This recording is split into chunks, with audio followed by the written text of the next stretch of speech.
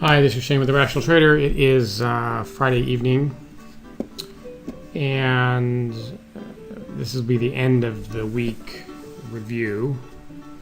My result today is minus $10, basically one tick in CL. Music's still on. 6E was no trades. Let me bring up that dome. Let's see, where did it go? So zero there. Gold the same, no trades, and then oil a few trades ended up just down a tick here. Let's see. So I missed the move here comes off of the point of control. So I'm not going to get in on that because I stay out when we're at the point of control. The point of control is the blue dashed line. I liked the look right there. I didn't get a signal. That's exactly the right place to be looking for an entry. So we get that nice move there. This is a pretty late entry. Certainly later than I would ever take as a human. It gets 10 ticks and then immediately takes another trade. It's really weird the way it worked out just because of the way I'm trailing. It takes... I'm trailing so tightly right at the beginning. I get 10 ticks and move the entry move the stop to entry plus 5, then get 15 and move to entry plus 10. So I'm looking for those trades that pop, and if I don't get them, then I at least make something. So I'm trying to scout my way into a runner. In this particular case, I get another signal to get long. Right after I've gotten stopped out, so it not something you'd do as a human. So this would be I would consider this sort of one of the weaknesses of the machine. On the other hand, I've seen that happen where then the market continues. So we always remember the ones that are more painful. So I take a 7-tick loss there. So at this point I'm up $30, 3 ticks, and take another loss here. Looking to get long, and this here, by the way, is the thing that I am in general concerned about. When the market is grinding along with the edge, the value area edge, this is it's way better than it was before because of the enhancements I've made. But this still, when I see this happen, I start to go. I'm concerned here. You'll see it like this where it's going sideways, and then you'll also see it where the market is climbing in tandem with the edge climbing up. So they're both moving at the same angle. So anyway, at this point I'm down a bit. I must have gotten another trade off to make up for that. Let's see. Looks like I tried to get long here. Let's see what would that would have been a sweet trade. You can see the arrow right there. Okay, but no fill because I'm looking right there. Okay. 1, 2, yeah, that's where my entry is placed, and I didn't get filled there. And let's see, then what? This is 10 o'clock here.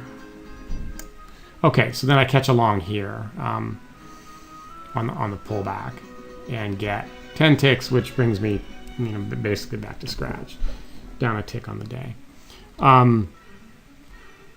Now, some of you, this is the problem with the human. I talked yesterday about yesterday or the day before, how the biggest risk to your account is you and your emotional reaction to the market.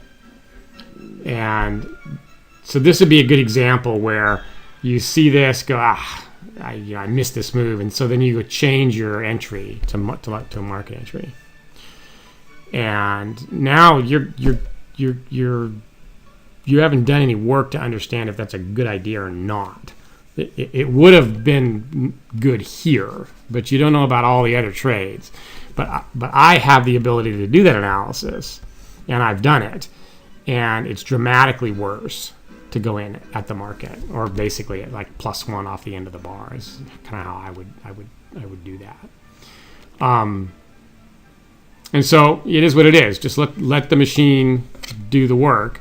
And this is the result. Where at the end of 4 weeks here, we're at $2,000. Okay, I haven't tweaked any dials or turned any knobs or anything. It's just I did my analysis of the machine learning output.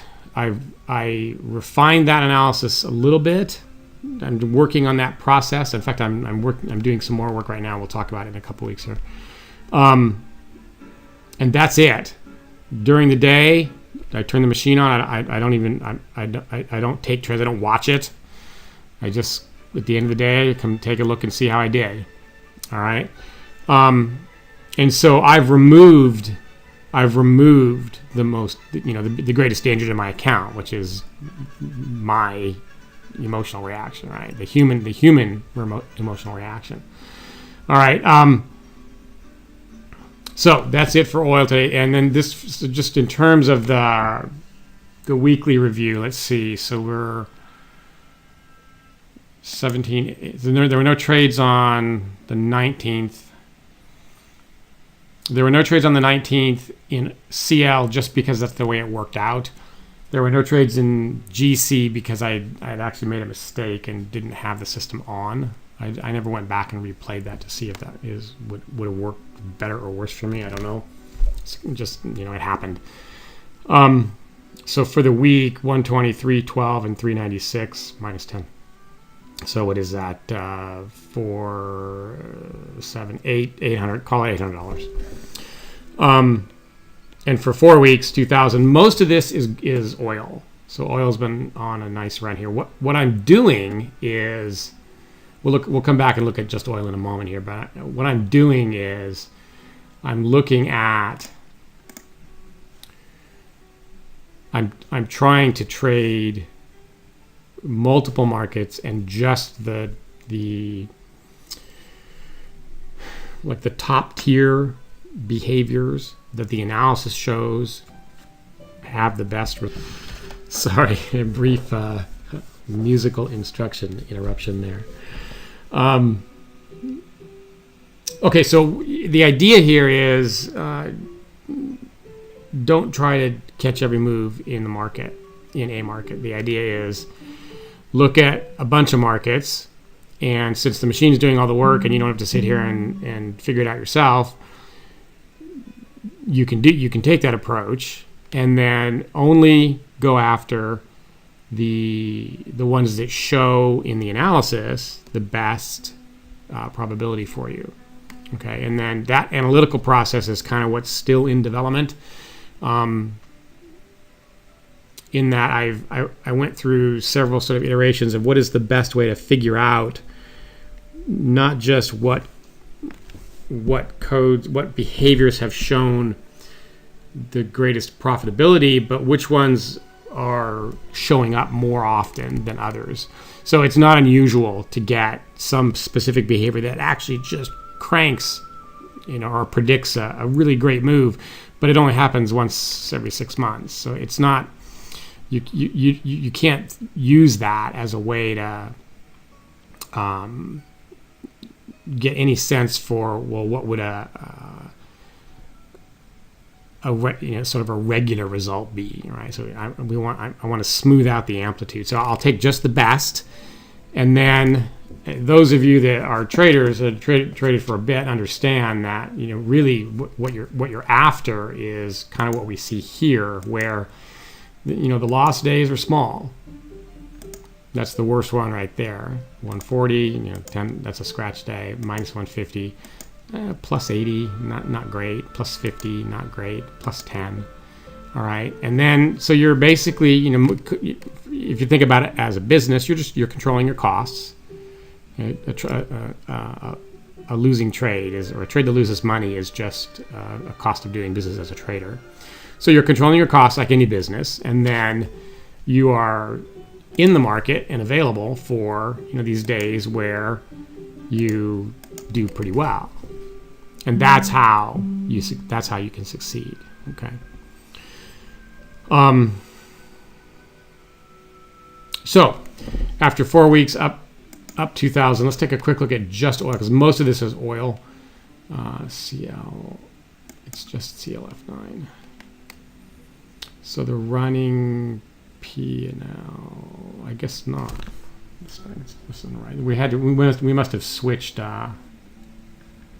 Yeah, because this only goes through 1213. So CLF9 is was plus 880, and then we switched to G9, and G9 is plus 990. So that's 18. So 1800 of the 2000 is oil, and then the remainder is gold. And 6E is down like $60-70 or something in just this 1 week. All right, so let's we're going to continue doing what we're doing here, stay the course, and then see what happens when oil's not doing so well. The idea is you can smooth out the bumps by some other market doing taking up that slack. All right, so we'll see. Right now, oil's moving nicely. Gold's been kind of quiet, and then we'll see. 4 weeks is not, to me, that's not enough to draw a conclusion that this is working, or that this is a reasonable approach for the long term. I need more data than that. If you watch the special daily video, I'll link it below here, that I put out today. We talk about how the market just it's been incredibly volatile. The indexes have been, and that's where I started. I just happened to start in the middle of the highest volatility I've ever seen, and so I'm at a point right now where I expected to be back in May or April, because I went live in March. So it took a while to deal with the volatility and figure out what to do with that, and then ultimately decide to stand aside and then switch over to markets that aren't so crazy. Okay, so this is really the final video of the year. Christmas is next week. I am going to run the system on Thursday and Friday in a completely unattended way. I'm going to turn it on Wednesday night and then just not even look at it until Saturday as a test to see if that works like I think it's supposed to, or think it should. And then the next week I'm out. I'm on vacation. I might do something similar, just turn it on and see what it looks like when I come back. The system is set up to deal with most of the issues that might come up in terms of technical interruptions, or the thing to be concerned about. So I hear people get surprised when I tell them that I don't watch the market, that I trade it in a completely automated, unattended way. They're like, well, what if something goes wrong? And there is a risk there. There is a risk associated with that. There's no question about that. I've mitigated it to the point where I haven't actually seen an issue in quite some time. But more importantly, my take is that the risks that are associated with unattended trading are far less than the risks of your behavior in reaction to the market. That's a much greater risk to your account than losing your internet connection. Okay, so the system will reconnect and detect that your trade is not what it's supposed to be and flatten, and all that's built in. You should be using a broker that has a daily risk limit like Infinity, so that if something truly catastrophic happens, their systems will kick in and stop you. Stop your system from stop your account from losing more. And that's it. I'm pretty pleased here with the way the year is winding up. It's been a rough ride, I think, since I started in March. So I think I'm just sitting here thinking about it. I think I'm going to put together a end of year review video, and we'll put that out, and we can let me think about that for a little bit, and then we can discuss it at more length. Okay, so that's it. Signing off for the year for now. Take care. Happy holidays, and I will see you next year.